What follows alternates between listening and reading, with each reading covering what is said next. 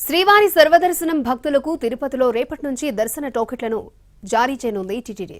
20 నుంచి నిలిపివేసిన సర్వదర్శన టోకెన్ల జారీని రేపటి నుంచి పునరుద్ధరణ చేయనున్నారు. విష్ణు నివాసం, శ్రీనివాసంతో పాటు అలిపిరి దగ్గర ఉన్న భూదేవి కాంప్లెక్స్ వద్ద భక్తులకు సర్వదర్శనం టోకెన్లు జారీ చేయనున్నారు. రోజువారీ 18,000 నుంచి 28,000 వరకు దర్శన టోకెన్లను జారీ చేయనుంది టీటీడీ. సర్వదర్శనం భక్తులకు సంబంధించి రేపటి నుంచి తిరుపతిలో టోకెన్ల జారీ ప్రక్రియను తిరిగి పునరుద్ధరణ చేయనుంది టీటీడీ. సర్వదర్శనం భక్తులకు సంబంధించి టీటీడీ 2 రకాల దర్శనాలు అమలు చేస్తుంది. ఒకటి స్లాటెడ్ సిస్టమ్ అయితే, మరొకటి నేరుగా వైకుంఠం క్యూ కాంప్లెక్స్లోకి చేరుకుంటే వారిని కంపార్ట్మెంట్ల ద్వారా దర్శనానికి అనుమతించను.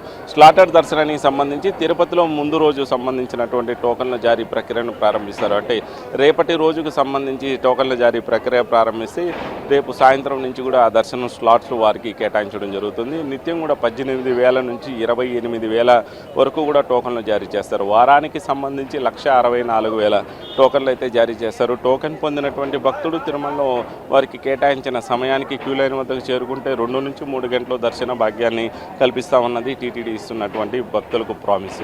ఇదే నేపథ్యంలో ప్రస్తుతం మనం తిరుమలలో ఉన్నటువంటి క్యూ లైన్ల వద్ద ఉన్నాం. ఇక్కడ మరోవైపు సర్వదర్శనానికి సంబంధించి నేరుగా క్యూ లైన్లో ప్రవేశిస్తున్నటువంటి భక్తులు ప్రస్తుతం ఇవాల్టి రోజైతే తిరుమలలో కేవలం క్యూ లైన్లో సర్వదర్శనానికి చేరుకున్నటువంటి భక్తులను దర్శనానికి అనుమతించే విధానం అయితే ఉంది. స్లాటెడ్ విధానాన్ని అయితే ఇవాల్టి రోజు వరకు కూడా టీటీడీ రద్దు చేసింది.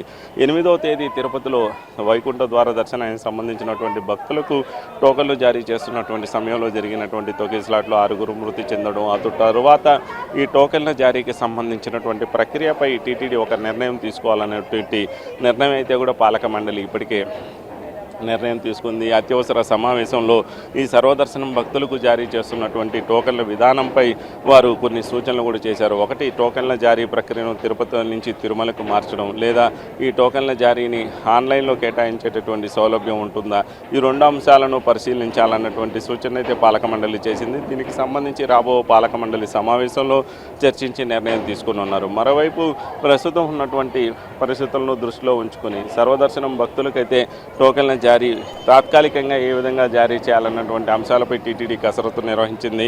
19వ తేదీ వరకు కూడా వైకుంఠ ద్వార దర్శనాన్ని శ్రీవారి ఆలయంలో అమలు చేయడంతో వాటికి సంబంధించినటువంటి టోకన్లను ముందస్తుగానే కేటాయించినటువంటి నేపథ్యంలో 19వ తేదీ సంబంధించినటువంటి భక్తుల వరకు కూడా స్వామివారి దర్శనానికి ఈ టోకెన్ విధానంతోనే చేసుకున్నటువంటి నేపథ్యంలో అటు తర్వాత అంటే 20వ తేదీ నుంచి కూడా సర్వదర్శనానికి సంబంధించి వైకుంఠం క్యూ కాంప్లెక్స్ వద్ద చేరుకున్నటువంటి భక్తులను దర్శనానికి అనుమతిస్తున్నారు. దీంతో 20, 21, 22 ఈ 3 రోజుల్లో ఇదే విధానాన్ని కొనసాగించినటువంటి టీటీడీ తిరిగి సర్వదర్శనం భక్తులకు టోకన్ల జారీ ప్రక్రియను పునరుద్ధరణ చేయాలన్నటువంటి నిర్ణయం అయితే తీసుకుంది.